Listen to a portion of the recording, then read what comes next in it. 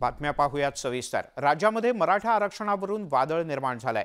याच मुद्द्यावरून पुन्हा एकदा छगन भुजबळ आणि मनोज जरांगे यांनी एकमेकांवर जोरदार वार पलटवार केले आहेत। एकीकडे इंदापुरात ओबीसींचा एल्गार मेळावा झाला। यावेळी भुजबळ यांनी मराठा नोंदी डेडलाईनचा मुद्दा यासह विविध गोष्टींवरून जरांगे पाटील यांच्यावर निशाणा साधला।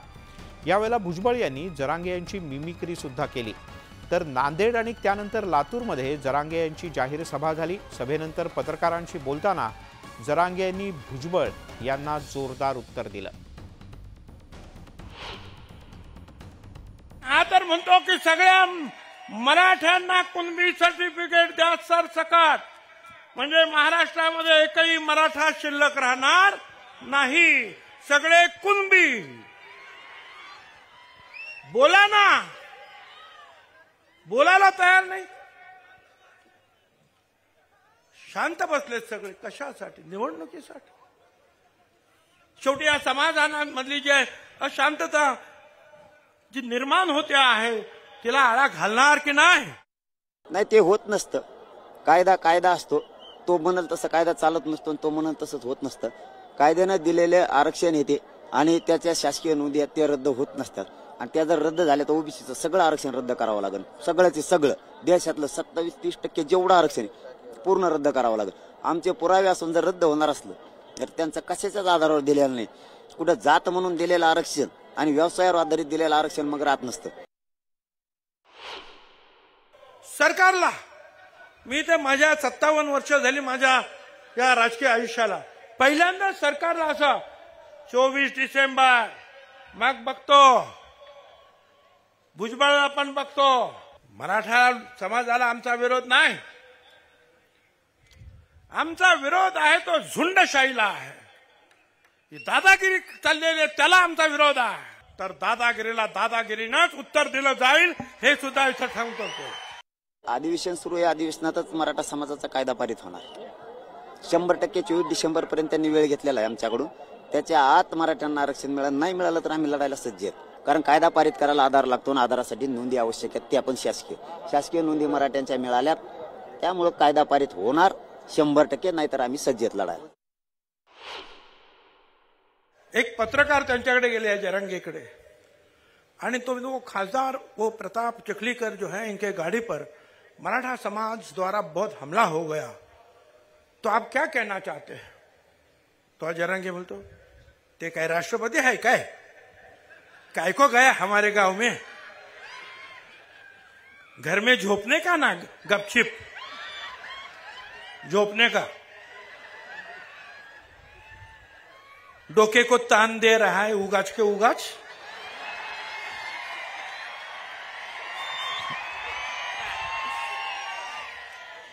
हमने बोला ना हमारे गांव में मत आओ, तो आने काच नहीं ना, तुम्हें आमच्या काड्या लावने को आते ना। सरकार ने तुम सुपारी दी ना आपको कि कायदा सुव्यवस्था बिगाड़ो, तुम क्यों आते हो? मत आओ ना, आरक्षण लेके आओ। इकडे येऊन काहून बोलता तुम्ही? इकडे येऊन हमारे दुख पर मीठ सोड रहे हैं तुम।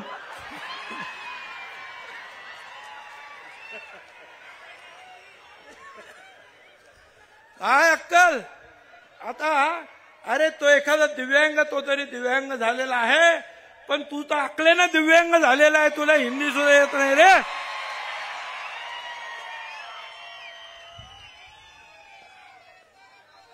आणि लोक तरी का घाबरतात हो? आता त्याला उद्योग राहिलाय का काही? त्याला माहिती आहे मराठी आरक्षणात आले, आता ते शोधून आणतं काहीतरी, त्याला माहित नाही मला लय मिमिक्री येतात, तो त्याचं टंबळच वाजून टाकीन मग मी। त्याचे दादा म्हणले सध्या गप्प बसा बाबा, बोलू नका त्याला, आम्ही त्याला तंबी दिली, त्याला जर तंबी दिली पुन्हा एकदा दिली हाई नाही त्याच्या मागच लागेल मी, कारण मराठा आरक्षणाच्या विरोधात बोलणाऱ्याला मी सोडित नाही, तो असू नाही तर मराठ्याचा असो, त्याला आणखीन तरी शहाणपणाची भूमिका घे म्हणा, वय झालंय। काय अक्कल आता? अरे तो एखादा दिव्यांग, तो तरी दिव्यांग झालेला आहे, पण तू तर अकलेनं दिव्यांग झालेला आहे, तुला हिंदी सुद्धा येत नाही रे। आता तुम्हाला माहिती कोण आकलेनं कमी काय? तो आकलेनं नाही झाला। अरे बाळा, तो आकलन नाही झाला. तुला मराठ्यांनी बसवलं त्या पदावर आणि तुला ज्याला बसवलं तो त्याला पायाखाली तुडिले. तो शिवसेना मोडली, राष्ट्रवादी मोडली, तो आणखीन बरेच जण मोडणार आहेत. आमची मराठ्यांची जात सुद्धा मोडली, तो ओबीसीच्या जाती सुद्धा मोडल्या. ओबीसीच्या जेवढ्या जाती आहेत त्याचं आरक्षण खाल्लं तू एकट्याने खाल्लं. ओबीसी महामंडळ तो एकट्या 80% एकट्याने खाल्लंय. तुला मोडायचाच नादी. तू विकलांग हे का काय सगळ्या दुनियाला माहिती. तू का लुंडू मुंडू आहे तू कोणी नुसता गिळणार आहेस तू. इंदापुरात ओबीसी एल्गार मेळावा आटोपल्यानंतर गोपीचंद पडळकर इंदापुरातल्या एका आंदोलनाच्या ठिकाणी भेट देण्यासाठी गेले. शेजारीच मराठा समाजाकडून आरक्षणाच्या मागणीसाठी साखळी उपोषण सुरू होतं. या दरम्यान पडळकर तिथे आल्यावरून मराठा बांधवांच्याकडून पडळकर यांना जाब विचारत घोषणाबाजी सुरू झाली. यावेळेला काही जणांनी पडळकर यांच्या दिशेने चप्पल भिरकावली. यानंतर ओबीसी कार्यकर्तेही आक्रमक झाले. इंदापुरात रास्ता रोको करण्यात आला. यासोबतच गुन्हा दाखल करण्याची मागणी करत शेकडो कार्यकर्त्यांनी पोलीस स्टेशनच्या बाहेर ठिय्या मांडलाय.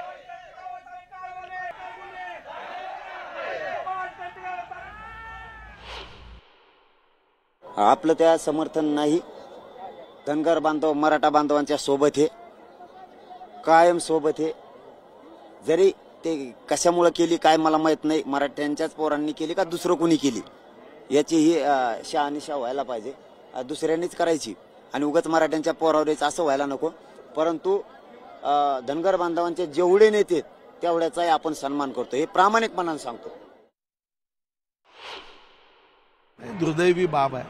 आपण जेव्हा आता संविधानाच्या सन्मानाला पुढच्या 26 जानेवारी 2024ला 75 वर्ष पूर्ण करतोय, तेव्हा अशा मार्गाने वैचारिक बाबतीमध्ये एखाद्या नेत्याला विरोध करण्यासाठी अशी भूमिका घेणं हे निंदनीय आहे. निवडणुकीमध्ये पराभव झाला की ईव्हीएमवर खापर फोडलं जातं, पण ईव्हीएम हॅक होऊच शकत नाही असं म्हणत उपमुख्यमंत्री देवेंद्र फडणवीस यांनी विरोधकांना टोले लगावले. शेगावमध्ये अधिवक्ता परिषदेच्या कार्यक्रमात ते बोलत होते. यावेळी त्यांनी ईव्हीएमवर संशय व्यक्त करणाऱ्यांचा समाचार घेतला.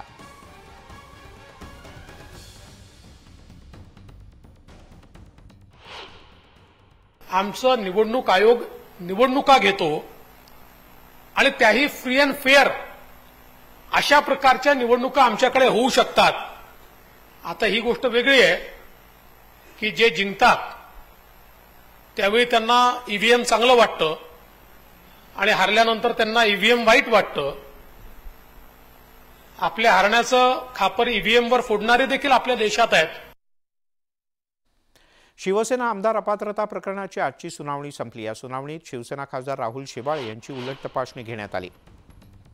या तपासणीमध्ये ठरावाच्या मुद्द्यावरून उबाठा गटाच्या वकिलांनी राहुल शेवाळे यांच्यावर प्रश्नांची सरबत्ती केली. दरम्यान या सुनावणीच्या इथे सत्ताधारी आणि विरोधकांच्या वकिलांमध्ये जोरदार खडाजंगी झाली. मुख्य नेत्याच्या निवडीवरून सुद्धा शेवाळे यांना उबाठा गटाच्या वकिलांनी प्रश्न विचारून कोंडीत पकडण्याचा प्रयत्न केला. आता सोमवारी दीपक केसरकर यांची उलट तपासणी होणार आहे.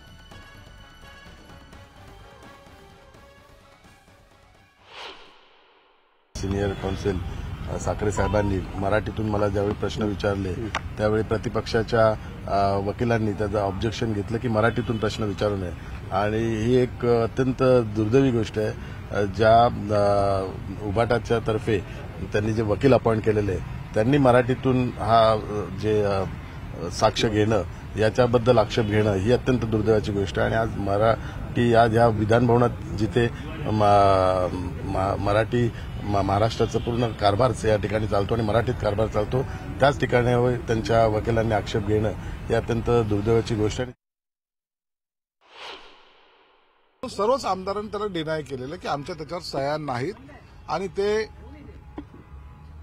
आता समोर स्पष्ट सुद्धा होत आहे. एका ठिकाणी बैठक झाली असं म्हणतात, दुसरीकडे तेच लोक सुप्रीम कोर्टात जाऊन या बैठकीला हे लोक उपस्थित नव्हते हे सुद्धा ते मान्य करतात. तुम्ही जर पाहिलं सुप्रीम कोर्टामध्ये पॅरा 9 आणि 10 मध्ये त्यांनी ते नमूदही केलेले आहे. म्हणून आता जी काही हिअरिंग चालू आहे त्या हिअरिंगमध्ये त्यांचे असलेले वकिलांचे प्रश्न आणि आमचे जे उत्तरं चाललेली त्यात तुम्हाला तातडीने सगळी तफावत दिसून येईल.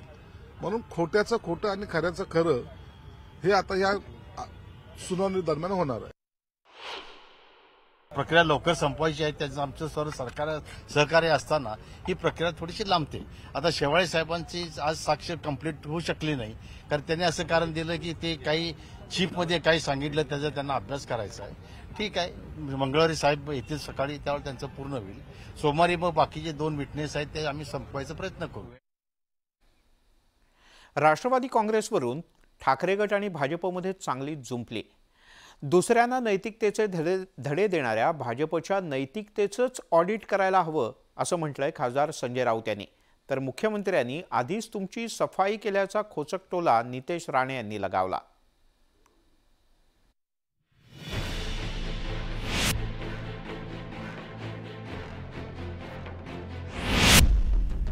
देवेंद्र फडणवीस यांनी अजित पवारांना लिहिलेल्या पत्रावरनं राजकीय पत्रप्रपंचाला झालेली सुरुवात काही थांबायचं नाव घेताना दिसत नाहीये. नवाब मलिक आणि प्रफुल्ल पटेल यांच्या मुद्द्यावरून सत्ताधारी आणि विरोधक आमनेसामने आलेत. संजय राऊतांनी तर एकाच वेळेला शिवसेना आणि भाजपच्या नेत्यांना डिवचलंय. मुख्यमंत्र्यांच्या सफाई मोहिमेवरून मंत्र्यांची सफाई केली पाहिजे असा टोमणा संजय राऊतांनी एकनाथ शिंदेंना लगावला. त्यानंतर भाजपला नैतिकतेच्या मुद्द्यावरून संजय राऊतांनी खडे बोल सुनावले. नाटकं बंद केली पाहिजे. त्यांनी आपल्या मंत्रिमंडळातल्या मंत्र्यांची सफाई केली पाहिजे. त्यांनी भ्रष्टाचाराची सफाई केली पाहिजे. बरं का? हे काय कर तुमचं काम आहे का? याचा अर्थ असा आहे की मुंबई महानगरपालिकेच्या निवडणुका आपण घेत नाही आहात. हे काम महानगरपालिकेचं आहे, नगरसेवकांचं आहे.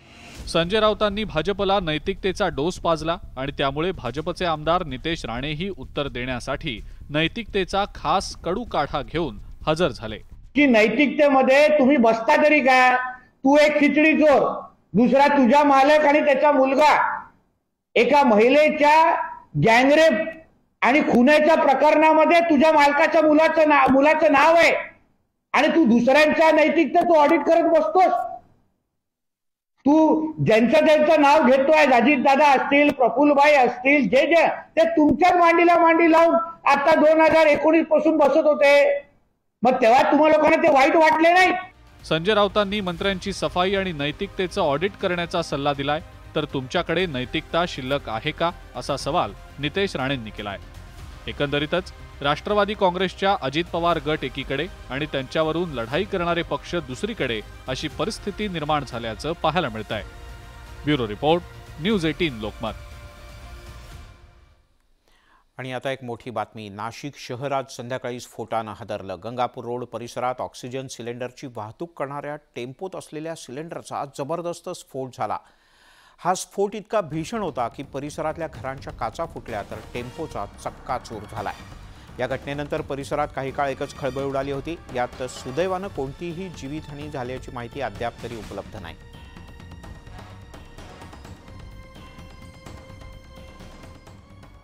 जी गॅसची सिलेंडरची गाडी होती ना, हायसर गाडी, ती स्पीड ब्रेकर पास होऊन बरेचसे पुढे गेलेली होती. त्याच्यापासून आम्ही कमीत कमी मी 20-25 फूट लांब होतो. लांब असल्यानंतर ते सिलेंडर अचानक म्हणजे काहीच समजलं नाही, एकदम मोठा स्फोट झाला. तो स्फोट झाल्यानंतर जो सिलेंडरचा जो पत्रा इथं बाजूला पडलेला आहे, तो पत्रा डायरेक्ट माझ्या गाडीवरती आला आणि मला पूर्ण गाडीचं नुकसान झालेलं आहे. आणि मला पण इथं लागलं. माझ्या गाडीमध्ये 2 पॅसेंजर होते, त्यांना पण थोडीशी जखम झालेली होती. पण ते पॅसेंजर घाबरून ते निघून गेले. तीव्रता म्हणजे इतकी भयानक होती तर मी म्हणतो ना, कमीत कमी 2-2.5 किलोमीटरचा पूर्ण परिसराला आवाज गेलेला आहे. तो या बिल्डिंगांच्या काचा फुटलेला आहे पूर्ण. मी चाललो होतो, माझा पण स्पीड 15-20चा असेल एकदम. समोर ती सिलेंडरची गाडी होती आणि ते सिलेंडरचा स्फोट झाला. सिलेंडरचा स्फोट झाला आणि ते फुटलं. एक सिलेंडर माझ्या इथं पडलं, 2 सिलेंडर तिकडे पडले आणि ते पूर्ण गाडी त्याच्यामुळे डॅमेज झाली. किती प्रमाणात नुकसान झालं आपण याची माहिती नाही, खूप आहे. जवळजवळ आता हे समोर साईडची इथलं तर इंजिनच्या इथलं पार्ट तर खूप झालं. जवळजवळ घटना काय घडली? तुम्ही चालले स्फोट झाला, गाडी काहीच कळलं नाही. माझ्या पुढे गाडी 15-20 फूट गाडी होती, अचानक त्याचा सिलेंडरचा स्फोट झाला. सिलेंडरच होते त्यामध्ये आणि अचानक प्रचंड असा स्फोट झाला. आणि म्हणजे असं वाटलं की बिल्डिंगमध्ये काही स्फोट झाला की काय. परंतु ज्यावेळेस आम्ही गॅलरीत आलो, कारण सगळा धूरच धूर झालेला होता आणि ज्वाला ह्या जवळजवळ 3ऱ्या-4थ्या मजल्यापर्यंत दिसत होत्या. आणि तो स्फोट झाला तर मग काय झालं नक्की, तर ते धूर थोडा कमी झाल्यानंतर आम्हाला दिसलं की एका ट्रकमधून साधारणतः हॉस्पिटलचे ऑक्सिजन सिलेंडर होते, त्याचा स्फोट झालेला होता. आणि या स्फोटामुळे आजूबाजूच्या जवळजवळ सगळ्यात जेवढ्या बिल्डिंग आहेत इथं 14-15 बिल्डिंग आहेत. या सगळ्या बिल्डिंगच्या काचा ह्या फुटलेल्या आहेत. सिंधुदुर्गातल्या देवगड समुद्रकिनारी 6 पर्यटक बुडालेत. यात 5 पर्यटकांचे मृतदेह बाहेर काढण्यात यश आलंय तर एकाला वाचवण्यात यश आलंय. पिंपरी चिंचवडमधल्या संकल्प सैनिक अकॅडमीच्या विद्यार्थ्यांची सहल इथे आली होती. दुपारच्या सुमारास समुद्रकिनारी खेळताना 6 जणांचा पाण्याचा अंदाज न आल्यानं बुडून मृत्यू झालाय.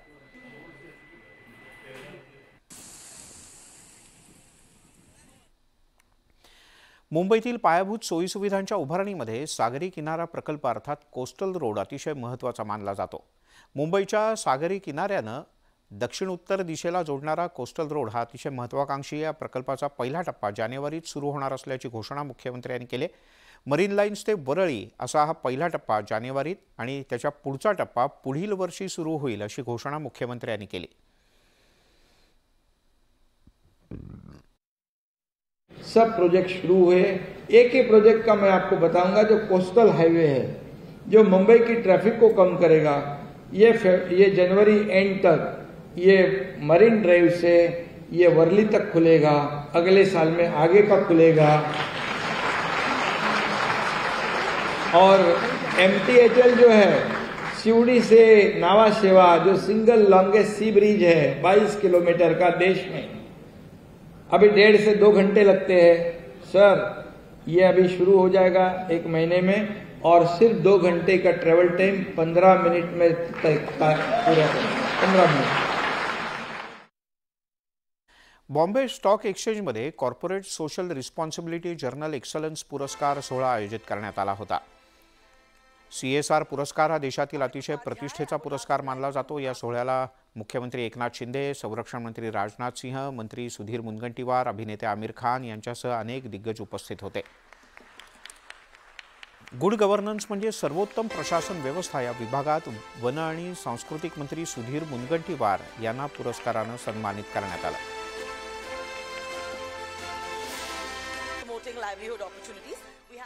आज हमारी पूरी दुनिया की अर्थव्यवस्था जो चरमरा गई है, लेकिन हमारी भारत की अर्थव्यवस्था बनाए रखने का काम नहीं 10वें नंबर से 5वें नंबर में लाने का काम किया है मोदी जी ने, और अभी 3रे नंबर पे लाने का भी काम करेंगे. $5 ट्रिलियन का सपना है, उसमें हमारे महाराष्ट्र का $1 ट्रिलियन का है. और हम ऐसे CSR ऐसे कार्यक्रम के माध्यम से कॉरपोरेट जो सेक्टर है उनके माध्यम से हम जरूर $1 ट्रिलियन का गोल अचीव करेंगे पूरे विश्वास के साथ. ये मैं कहना चाहता हूँ. पुरस्कार घेताना प्रत्येकालाच मनापासून आनंद वाटत होता की 2 यशस्वी कर्तव्यदक्ष कर्तबगार नेत्यांच्या माध्यमातून हा पुरस्कार घेतला जात होता. तेव्हा सर्वांनाच मनापासून आनंद होत होता आणि या आनंदातून जी शक्ती प्राप्त होते त्यातून यापेक्षाही मोठं काम करण्याची इच्छा व लक्ष्याची प्राप्ती करणं हे सोपी होतं. देशभरात आज ठिकठिकाणी NIAनं छापे घातले. पुण्यातल्या ISIS मॉड्यूल प्रकरणी समीर नाचनला अटक झाली होती. यानंतर NIAनं ही मोठी कारवाई केली. या कारवाईत महाराष्ट्र आणि कर्नाटकमध्ये एकूण 44 ठिकाणी छापे टाकण्यात आले. पुणे पडघा इथे सुद्धा मोठी कारवाई करण्यात आली. या छाप्यात आतापर्यंत 15 जणांना अटक करण्यात आली आहे. महत्त्वाची कागदपत्र, लॅपटॉप, मोबाईल फोन यासह विविध साहित्य सुद्धा जप्त करण्यात आलं आहे.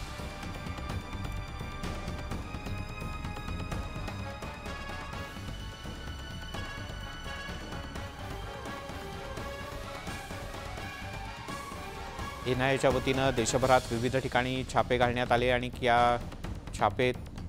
या छापेमारीमध्ये जी आत्तापर्यंत माहिती सूत्रांनी दिली त्यानुसार 15 जणांना अटक करण्यात आली आणि या 15 जणांच्याकडून अनेक महत्त्वाची कागदपत्र, काही फायली, लॅपटॉप, मोबाईल हे सगळं जप्त करण्यात आलंय. आणि या क्षणाची एक ब्रेकिंग न्यूज हाती येते. एका पोलीस कर्मचाऱ्यानं आत्महत्येचा प्रयत्न केलाय. सोलापुरातली ही घटना आहे. सोलापूरमध्ये एका पोलीस कर्मचाऱ्यानं आत्महत्येचा प्रयत्न केल्याचं कळतंय. या पोलीस शिपायाच्याकडे पिस्तूल होतं आणि त्या पिस्तूलच्या माध्यमातून त्यानं स्वतःवरतीच गोळी झाडत आत्महत्येचा प्रयत्न केला. जी माहिती सूत्रांनी दिली त्यानुसार वरिष्ठांच्या जाचाला कंटाळून त्यानं हे टोकाचं पाऊल उचलल्याचं प्रथमदर्शनी काही जणांचं म्हणणं आहे.